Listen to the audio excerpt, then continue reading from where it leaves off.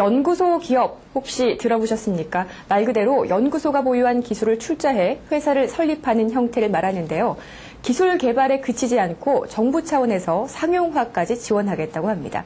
원자력 연구원에서 출발한 벤처 회사의 경우가 좋은 본보기가 되고 있습니다. 방사선이나 항암 치료 환자들이 가장 두려워하는 것은 바로 면역 조절 기능이 손상된다는 사실입니다.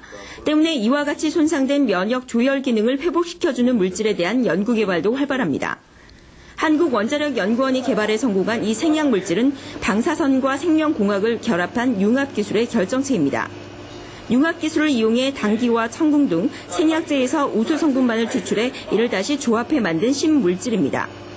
각각의 효능을 가지고 있는 생약제를 그대로 사용하는 대신 추출물끼리 조합해 새로 만든 일종의 복합물입니다.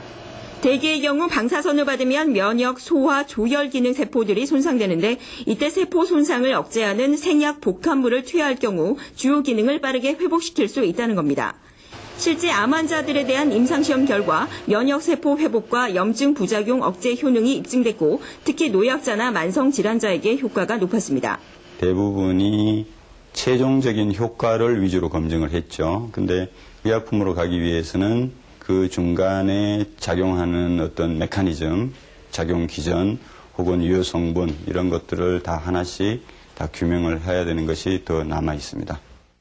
면역 조절 기능 장애의 효능이 높은 이 생약 복합물 특허 기술은 현재 벤처회사에 이전돼 상품으로 나온 상태입니다. 지난 2004년에 정부 출연 연구기관인 원자력연구원이 기술을, 기업은 자본을 각각 출자한 겁니다. 여기서 탄생된 제품이 바로 액상 형태로 만들어진 건강식품과 화장품. 이전받은 기술을 응용해 당귀 등 생약제에서 나온 혼합 추출물로 만든 상품들입니다. 면역 기능을 개선하는 데 효능이 있는 건강식품의 경우 식품의약품안전청의 인증을 받아 시중에 판매 중입니다. 특히 건강에 대한 관심이 급증하면서 경기 침체 속에서도 매출은 꾸준히 상승하고 있습니다.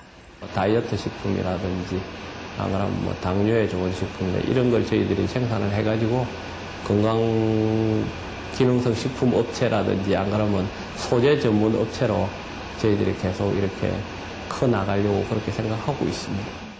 앞으로 천연물을 이용한 신약 개발에도 주력해 노인성 질환 예방과 발모제, 아토피성 피부 치료제 등으로도 출시될 것으로 보입니다. 현재 기능성 식품에 대한 국내 시장 규모는 1조 2천억 원, 또 세계 시장은 130조 원으로 추산되고 있어 이번 제품 개발로 인한 국내외 파급 효과는 더욱 커질 것으로 전망됩니다.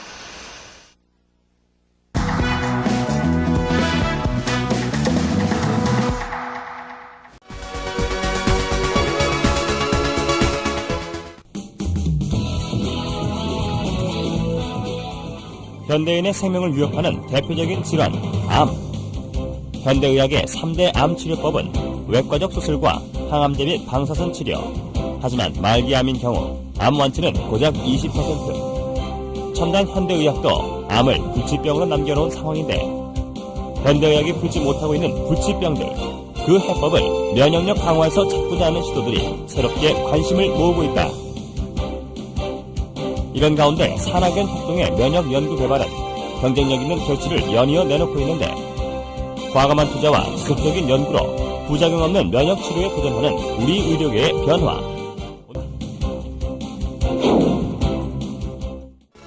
천연 생약제에서 추출한 성분으로 만든 항암 기능성 식품이 국내에서 처음으로 개발돼서 이르면 이달 안에 시판될 예정입니다. 조용호 기자가 전합니다. 항암과 암치료 부작용이나 성인병을 예방하기 위해 개발된 기능성 식품입니다. 해모힘과 해바톤으로 이름 지어진 이들 식품은 생체 손상을 막고 조혈과 면역 증진, 생체 조직의 재생을 촉진하는 기능을 발휘합니다. 이러한 효능을 입증하기 위해 쥐에게 암세포를 투여해봤습니다. 암세포가 계속 전이되는 왼쪽 쥐와는 달리 기능성 식품을 투여한 오른쪽 쥐에서는 암세포 억제 효과가 나타났습니다. 이번에 개발된 이 두 기능성 식품은 해바라기와 당귀 등 우리의 전통 한약재에서 그 성분을 추출했습니다. 생명공학과 방사선 기술로 천연생약제를 조합해 새로운 복합 물질을 만드는 방식을 썼습니다. 각각의 성분들을 분리를 해서 그것의 각각의 그 효능을 검증한 다음에 효능을 극대화할 수 있게 다시 그 성분들을 재구성한 겁니다. 종전의 천연생리 활성물질은 항암 효능에 한계가 있고 독성까지 강했습니다.